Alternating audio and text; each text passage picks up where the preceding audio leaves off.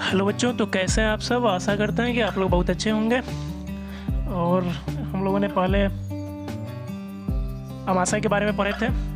उसके बाद में ये हम बोले थे कि आगे हम लोग का छोटी याद है, ठीक है। तो ये छोटी याद जो कि नेक्स्ट इसी टॉपिक में हम लोग पढ़ेंगे, छोटी याद। तो आप लोग अगर नए होंगे तो हमारे चैनल को ज़रूर सब्सक्राइब कर लें। अगर उसके बाद में अगर पहले वाले वीडियो नहीं देखे हैं तो सारे वीडियो के लिंक डिस्क्रिप्शन में मिल जाएंगे, वहाँ पे देख सकते हैं। अगर फिर भी दिक्कत हो रहा है तो आप हमारे टेलीग्राम चैनल जो कि लिंक डिस्क्रिप्शन में है वहाँ पे ज्वाइन करके सारे वीडियो का लिंक ले सकते हैं, ठीक है। तो चलिए आगे बढ़ते हैं हम लोग। देखिए छोटी हाथ क्या होता है। छोटी हाथ जो है ये अमाशय के बाद में आता है। और ये आहार नाल के बारे में हम लोग पढ़ रहे हैं ना, ये सारे एक एक पार्ट आहार नाल के। तो ये आहार नाल का सबसे लंबा भाग होता है छोटी हाथ, ठीक है। आहार नाल का सबसे लंबा भाग अगर एग्जाम में पूछेगा तो वहाँ पे क्या होगा, आपकी छोटी हाथ होगा। और इसकी लंबाई कितनी होती है, तो 6 मीटर लंबा होता है। और इसकी चौड़ाई 2.5 सेंटीमीटर होती है, ठीक है। इसकी रचना कैसा होता है, तो बेलनाकार रचना होता है, ठीक है। और देखिए ये जो हम लंबाई लिखवाए हैं यहाँ पे लिख लीजिएगा, मनुष्य की आहार नाल की लंबाई है ये। अन्य जीव जंतुओं में अलग अलग आहार नाल की लंबाई होती है। जैसे कि अगर कोई शाकाहारी जीव है तो उसमें आहार नाल की लंबाई ज़्यादा होता है, और मांसाहारी जीव है तो उसमें आहार नाल नहीं, छोटी आंत यहाँ पे। तो ये मनुष्य की छोटी आंत की लंबाई है 6 मीटर तथा 2.5 सेंटीमीटर, ठीक है। तो अगर कोई शाकाहारी जीव है तो उसमें छोटी आंत की लंबाई जो होगा ज़्यादा होगा, और उसके अपेक्षा अगर मांसाहारी जीव है तो उसमें जो छोटी आंत की लंबाई होगी वो कम होगी, ठीक है। तो इसके हम बारे में देखते हैं। तो छोटी आंत 3 भागों में बांटा गया है, ग्रानी और जेनुन और इलियम। तो हम लोग सभी के बारी बारी से देखते हैं। देखिए तो छोटी आंत को 3 भागों में बांटा गया है। तो पहला क्या है, ग्रानी, ठीक है। दूसरा जेनुनम और तीसरा इलियम, ठीक है। तो ये तीनों भाग जो होता है छोटी आंत का पहला भाग ये होता है।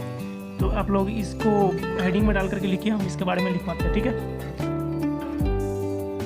देखिए तो ग्रानी जो होता है छोटी आंत का पहला भाग होता है और इसका आकार सी टाइप होता है। आप आहार नाल वाले वीडियो में पढ़े होंगे कि आहार नाल का अंतिम भाग जो होता है पाइलोडिक, उसके बाद से ही ये ग्रानी चालू हो जाता है। यानी छोटी आंत का पार्ट जो होता है ग्रानी, इस पाइलोडिक भाग आहार नाल के पाइलोडिक भाग के बाद में चालू हो जाता है।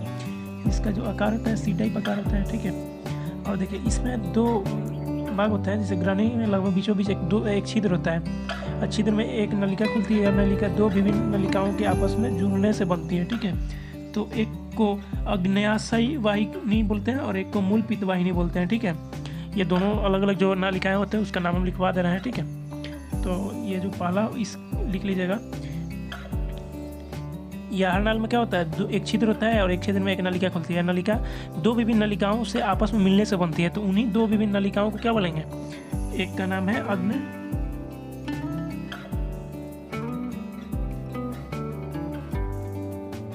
अग्न्याशयी वाहिनी,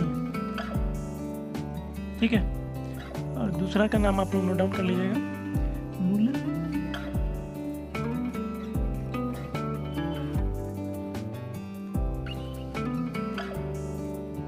मूल पित्त वाहिनी, ठीक है। चलिए हम लोग आगे बढ़ते हैं। देखिए अब इसके बारे में पढ़ेंगे जेजुनम, जो कि सेकंड पॉइंट पे लिखे थे। यह छोटी आंत का मध्य भाग होता है, यानी कि यह मध्य भाग में होता है।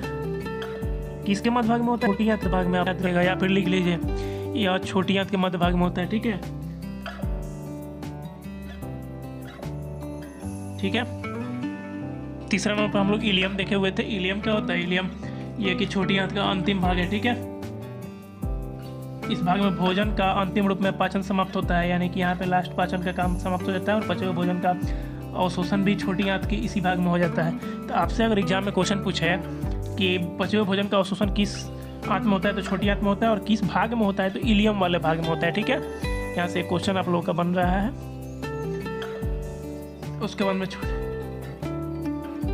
छोटी आंत का जी यहाँ पे क्या होता है, पाचन का अंतिम रूप, यानी यहाँ के बाद में पाचन समाप्त हो जाता है, ठीक है। इलियम के बाद में आप लोग लिख लीजिएगा, हम जो बोले कि इस भाग में भोजन का अंतिम रूप में पाचन समाप्त होता है और पचे हुए भोजन का अवशोषण भी छोटी आंत के इलियम भाग में होता है, ठीक है। चलिए हम लोग आगे देखते हैं। लीवर, यानी इसको हिंदी में यकृत बोला जाता है, ठीक है। अंग्रेजी में लीवर बोला जाता है। तो आगे देखते हैं हम लोग ये चीज़, ठीक है। देखिए यकृत क्या होता है? ये यकृत शरीर की सबसे बड़ी ग्रंथि होती है। अब वहाँ पे हम लोग पढ़े थे इसके पहले वाले, तब आप लोग बोलिए कि सर आपने बताया था कि सबसे आहार नाल सबसे लंबा भाग तो छोटी आंत का आहार नाल होता है, तो वहाँ पे लंबा होता है, और यकृत में हम क्या बोले, बड़ी होती है। ठीक है, तो यकृत शरीर की सबसे बड़ी ग्रंथि होती है और इसका भाग लगभग 1.5 kg होता है। यकृत का भाग कितना होता है? लगभग 1.5 किलो, यानी 1.5 kg। ठीक है, ये कहाँ पे होता है? यानी उदर के ऊपरी दाहिने भाग में होता है, ऊपर के दाहिने भाग में अवस्थित होता है। ये सब चीज़ को लिखवाएंगे, अभी समझिए आप लोग। उसके बाद में क्या होता है? यकृत कोशिकाओं, पीत का, इसका कार्य क्या है? यकृत कोशिकाओं का, यानी पीत का स्रावित करता है। ठीक है, यकृत कोशिकाएं किस चीज़ के स्राव करता है? पीत का। और यह पीत यह क्या संचित होने एक छोटी थैलीनुमा संरचना होता है, जिससे हम लोग बोलते हैं पित्ताशय, यानी अंग्रेजी में गॉल ब्लैडर का नाम आप लोग सुने होंगे, जिसे हिंदी में पित्ताशय बोलते हैं, अंग्रेजी में गॉल ब्लैडर बोला जाता है। ठीक है, यहाँ पे क्या होता है? पित्त का संचयन होता है गॉल ब्लैडर में। ठीक, यहाँ इतना हम लोग लिख लेते हैं, उसके बाद में आगे बढ़ते हैं। ठीक, देखिए आप लोग लिखते चलिए। शरीर की सबसे बड़ी ग्रंथि क्या होता है? ये यकृत होता है। इसकी लगभग भार कितना होता है? 1.5 kg। यह उदर गुहा के दाहिनी भाग में ऊपर अवस्थित होता है। ठीक है, इसका कार्य क्या होता है? यकृत कोशिकाएं, यकृत कोशिकाओं, ठीक, से पीत का स्राव होता है। किस चीज़ का स्राव होता है? तो पीत का स्राव। आपसे क्वेश्चन में पूछ सकता है कि यकृत कोशिकाओं से किस चीज़ का स्राव होता है? तो पीत का स्राव होता है। ठीक है, पीत का स्राव होता है, और स्रावित पीत के संचयन करने के लिए एक के, और ये स्रावित पीत के संचयन करने के लिए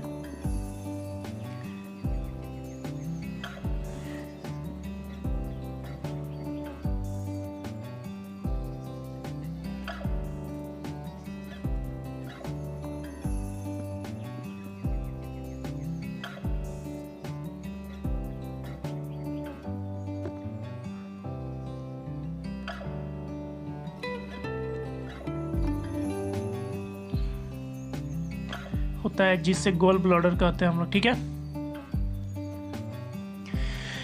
देखिए अगर आपसे एग्जाम में पूछे कि पित्ताशय क्या है, तो पीत को संचयित करने वाली एक छोटी थैली जैसी रचना होता है, जिसे हम लोग पित्ताशय बोलते हैं। इसे अंग्रेजी में ब्लड बोलते हैं। ठीक है, अब देख सकते हैं नीचे में लिखा हुआ है पित्ताशय यानी गोल। और यकृत क्या होता है? तो यकृत का कार्य होता है कोशिकाओं से पीत का स्राव करता है। ठीक है, यानी पीत मिलता है और इससे संचयन करने वाली एक संरचना बनी होती है। कैसी? एक छोटी थैलीनुमा संरचना होती है जहाँ पे पीत ठहरता है, उसे गॉल ब्लैडर कहते हैं। ठीक है, तो हम लोग आगे बढ़ते हैं। देखिए यहाँ पे अब समझने वाली बात है कि यकृत में छोटी छोटी नलिकाएं निकली हुई होती है, और यह नलिकाएं पित्ताशय से निकलने वाली नलियों से साथ जुड़कर एक मूल पित्त वाहिनी बनाती है, और पित्त गाढ़ा हरा रंग का स्रावित द्रव होता है। यानी कि जो यकृत से स्राव होता है रंग का होता है, ठीक, और गाढ़ा होता है। पित्त में कोई एंजाइम नहीं होता है। उसके अब कार्यों के बारे में हम लोग चर्चा करेंगे। तो आप लोग आशा करते हैं कि यकृत का जो शीत पदार्थ है पित्त, उसके बारे में अच्छे से जाने होंगे। अगर नहीं जाने तो एक बार फिर से हमारे वीडियो को देख लें। ठीक, अब हम लोग आगे बढ़ते हैं। पित्त का जो कार्य क्या होता है, इसके बारे में हम लोग चर्चा करेंगे। तो आपके बुक में अभी मुख्य 2 कार्य हुआ है। देखिए पहला कार्य क्या दिया है? पित्त अमाशय से ग्रहणी में आए अम्लीय काइम की अम्लीयता को नष्ट कर उसे क्षारीय बना देता है। ठीक है, और दूसरा क्या दिया है? पित्त के लवणों की सहायता से भोजन वसा का विखंडन या अपाशीयकरण होता है। ठीक, ताकि वसा से तोड़ने वाले एंजाइम उस पर आसानी से क्रिया कर सके। तो ये दोनों कार्य हम लिखवा देते हैं, आप लोग लिख लीजिएगा। तो आप लोग देखिए पित्त का कार्य, पित्त अमाशय से ग्रसने में आए अम्लीय को अम्लीय नष्ट कर देता है, उसे क्षारीय बनाता है। दूसरा क्या दिया है? लवणों का भोजन के वसा का विखंडन तथा पायशीकरण होता है। तो आगे हम लोग जो टॉपिक पढ़ेंगे उसका नाम है अग्न्याशय।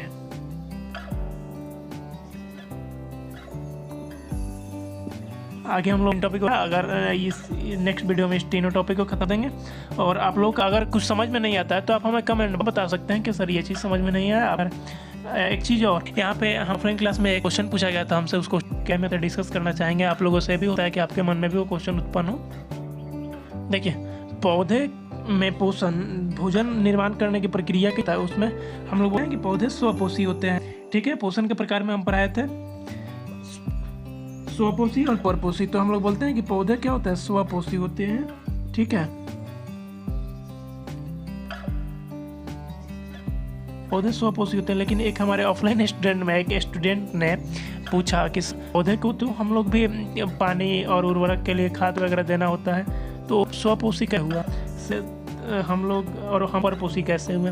क्योंकि हम भी तो बाहर से भोजन लेते हैं और पौधों को भी हम लोग सही देते हैं। तो ऐसा मेहमान कहना है, जैसे हम लोग पौधे क्या पानी वगैरह डालते हैं, तो पौधा में कोई स्पेशल ऑर्गन थोड़ी होता है कि जहाँ पे हम लोग पानी डालेंगे वहाँ पे तो हम ही में पानी डालते हैं, मिट्टी में पानी डालते हैं, और जिसे पौधे क्या करते हैं, मूल रोम द्वारा पानी को खींच लेते हैं। तो हम लोगों को लग रहा है कि ये पानी हम लोग डायरेक्ट पौधों को दे रहा है, ऐसा नहीं होता है। पेड़ पौधे को हम डायरेक्ट पानी नहीं देते हैं। और वही अगर मनुष्य परपोषी क्यों है, क्योंकि मनुष्य अगर मानते हैं भोजन के लिए स्पेशल ऑर्गन बनाया हुआ होता है, मुंह माउथ कैविटी, मुंह के बारे में हम आप लोगों को बता चुके हैं।